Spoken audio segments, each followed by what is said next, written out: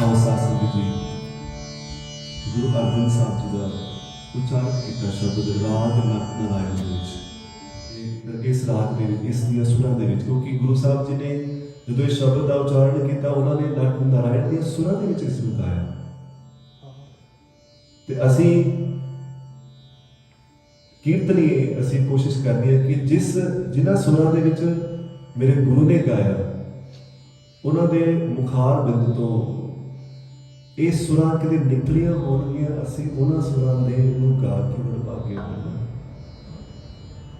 ਉਸੇ ਰਾਗ ਦੇ ਵਿੱਚ ਅਸੀਂ ਕੀਰਤਨ ਸਰਵਣ ਕਰਾਂਗੇ ਉਹਨਾਂ ਨੂੰ ਮੈਂ ਗਾਉਣਾ ਦੇ ਆਓ ਜੀ ਬੜੇ ਪਿਆਰ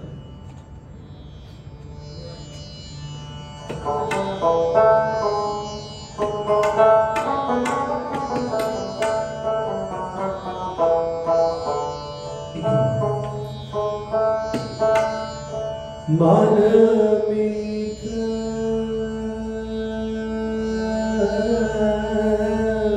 तुम्हारो की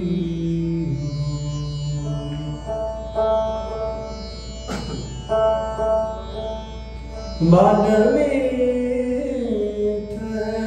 तुम्हारो की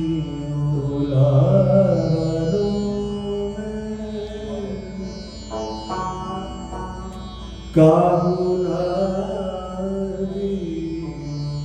उलारा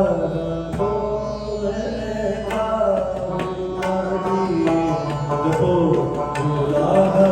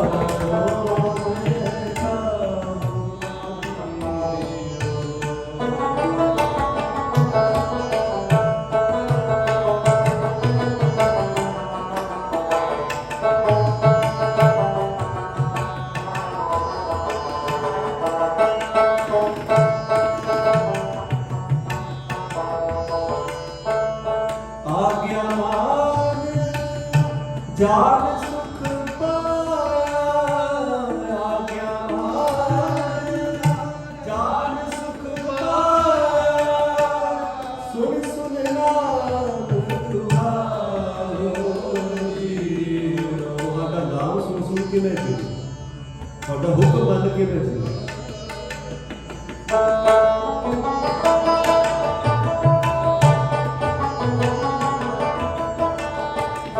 आज्ञा मान जान सुख पाया आज्ञा मान जान सुख पाया सुन सुन नाम तुम्हारो सुन सुन नाम तुम्हारो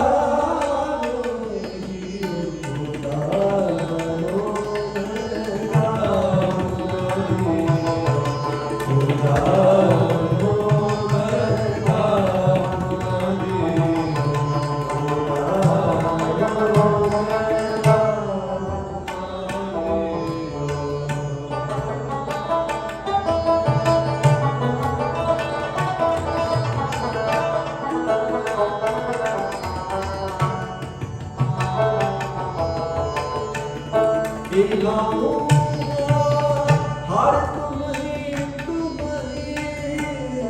ही गाऊं। ਸੋ ਜਦੋਂ ਇੱਥੇ ਉੱਥੇ ਹਰ ਜਗ੍ਹਾ ਤੁਸੀਂ ਹੋ ਕਿਹਨੂੰ ਲਾਭਾਂ ਦੇਣਾ? ਅਸੀਂ ਲਾਭਾਂ ਦੇ ਨਹੀਂ ਸਕਦੇ।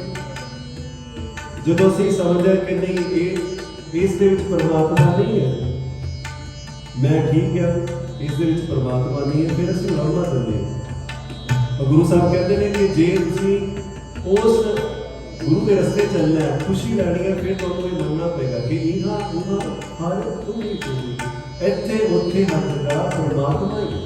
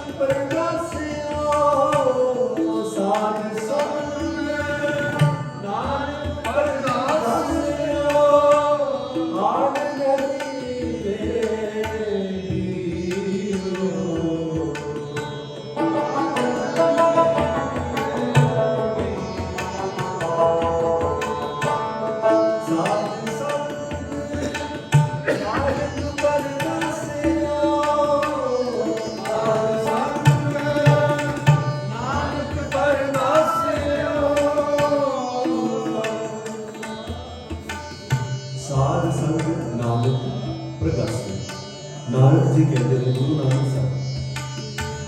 ਸੋ ਜਿੱਥੇ ਵੀ, ਕਿਉਂਕਿ ਗੁਰੂ ਸਾਹਿਬ ਜੀ ਨੇ, ਜਿਹੜੇ ਬਾਕੀ ਗੁਰੂ ਸਾਹਿਬਾਨ ਜੀ ਨੇ, ਉਹਨਾਂ ਨੇ ਆਪਣਾ ਨਾਮ, ਆਪਣੇ ਨਾਮ ਦੀ ਜਗ੍ਹਾ ਤੇ ਨਾਨਕ ਸ਼ਬਦ ਦਿੱਤੇ।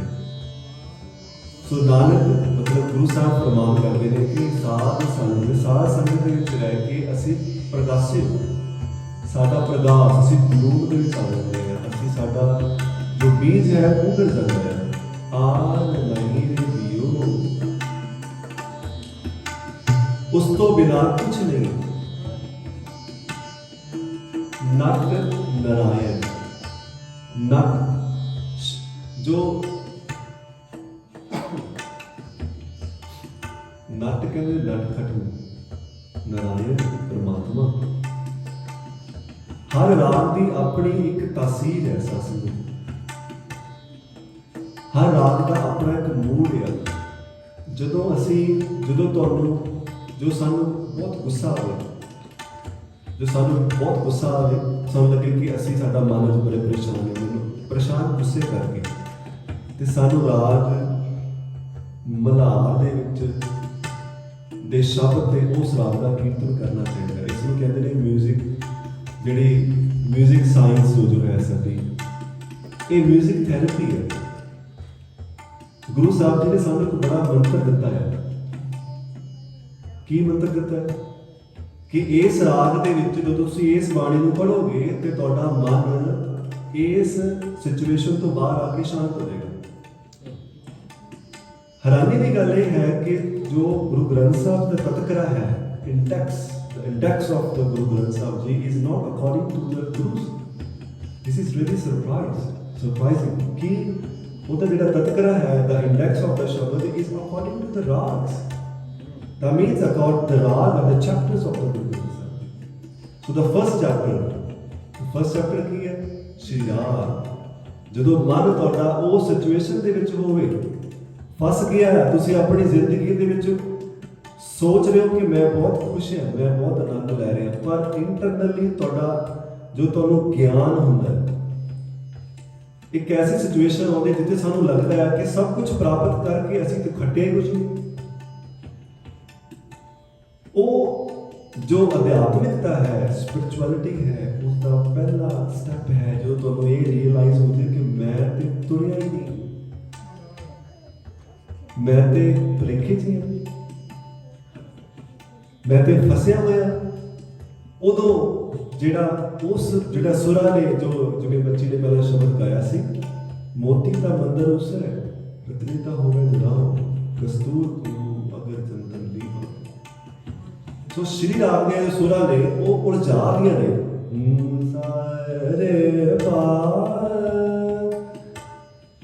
सारे थोड़ी मैं राग चेंज कर रहा, सारे गा सारे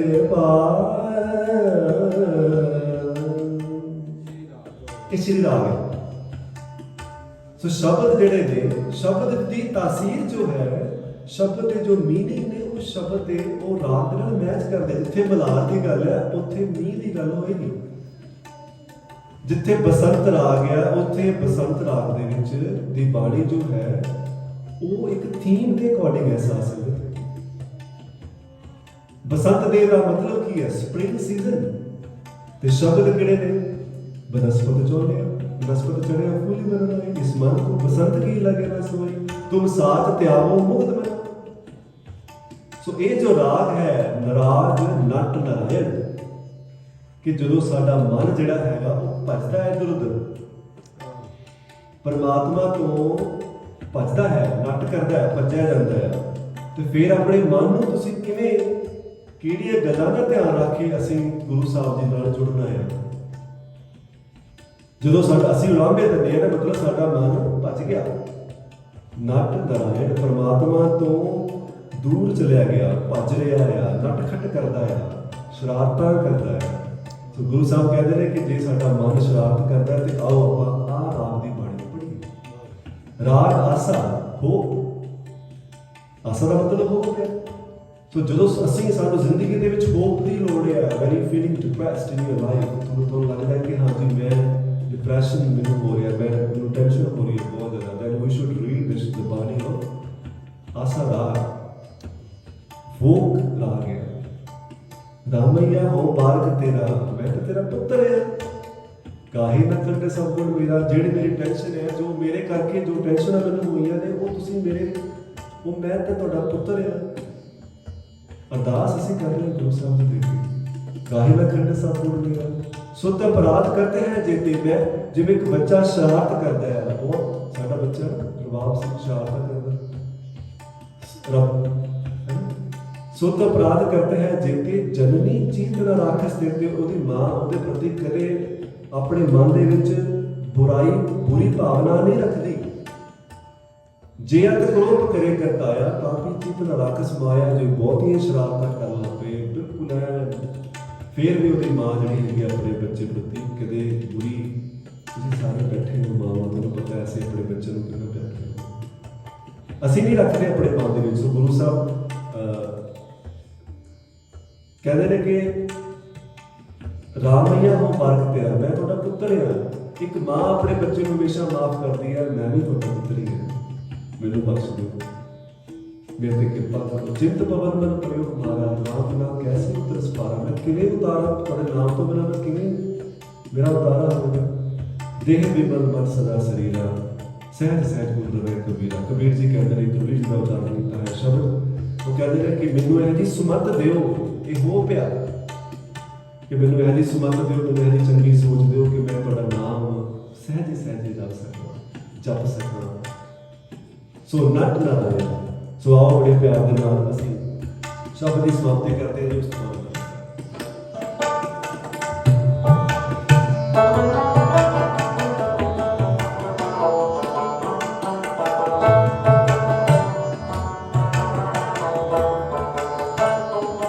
मन मीठ तुम्हारो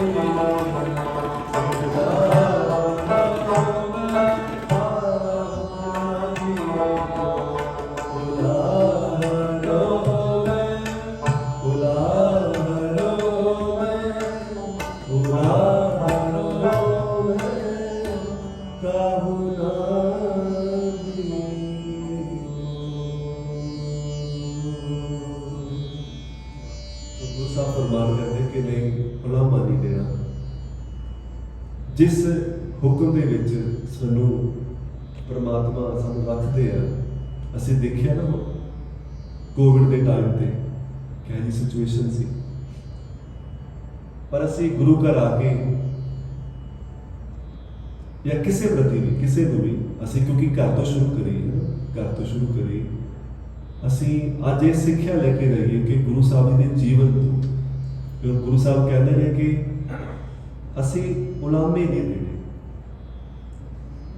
उलाहनो उलामा उसी कहते हैं, उलाहनो मैं काबू नहीं, असीं मिठा करके जानिए, गुरु घर आइए, अपने घर रहिए, हुक्म दे विच रहिए, सोचिए कि जिस जो सानू प्राप्त होया कि उसके काबिल है, जो सानू मिलिया है, जो सानू मिलिया है उसके काबिल है, असीं जीरो के लागे हैं, पर सानू परमात्मा ने कितना कुछ बख्शिश किया है। जिवें सानू कोई गिफ्ट देवे, तुसीं मैनूं एक बड़े प्यार नाल गिफ्ट दिओ, तो मैं वो गिफ्ट लै ला, तो मैं बाद चों कहां कि लै मैनूं तो इन्हां ने गिफ्ट ही बड़ा माड़ा दिता है, तो क्वालिटी नहीं देगी, तुसीं बड़े प्यार नाल गिफ्ट दिता है। सो सानू परमात्मा ने ये जीवन दिता है, असीं ये जीवन दे लई कुछ नहीं कीता, जिहड़ा सानू मिलिया है, जीवन सानू मिलिया है।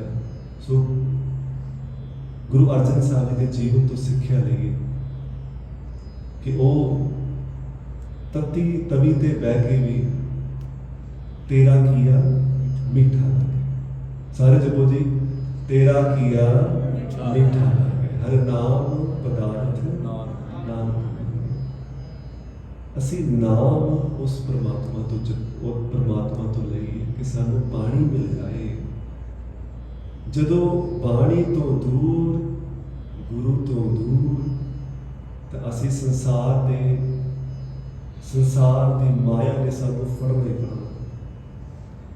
ये ट्रिक है, जदों असीं कीर्तन तो दूर गुरु घर तो दूर, तो फिर तो आप बस क्रॉस करते सार आगे आ गया, नाले असीं रिट जाते। सो आओ बड़े प्यार के नाल आनंद साहब का कीर्तन करिए। राग राम उलाहनो मैं गावो ना देओ, असीं उलामे दिंदे,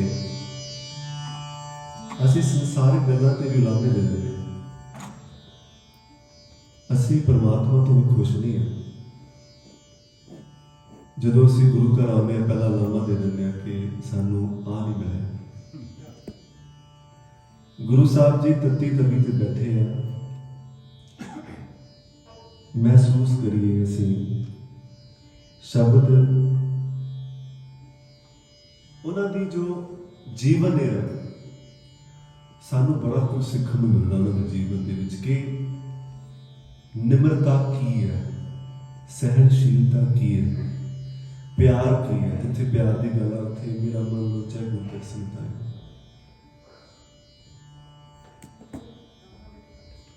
इन्ना कुछ जीवन दे विच सहंदे हुए भी गुरु साहब जी उचारण करते हैं कि उलाहनो मैं काहू ना देओ, मैं उलामा क्यों दवांगा, मन मीठ तुहारो कियो, मैनू ते तुहाडा कीता होया मिठा लगदा है। असीं सिੱਖਣਾ उन्हां दे जीवन तो,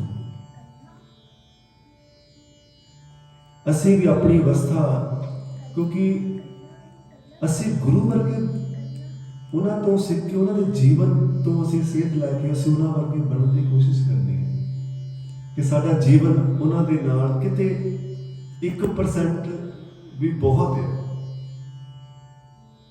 मन मीठ तुहारो कियो, उलाहनो मैं काहू ना दियो, बड़ा प्यारा शब्द है।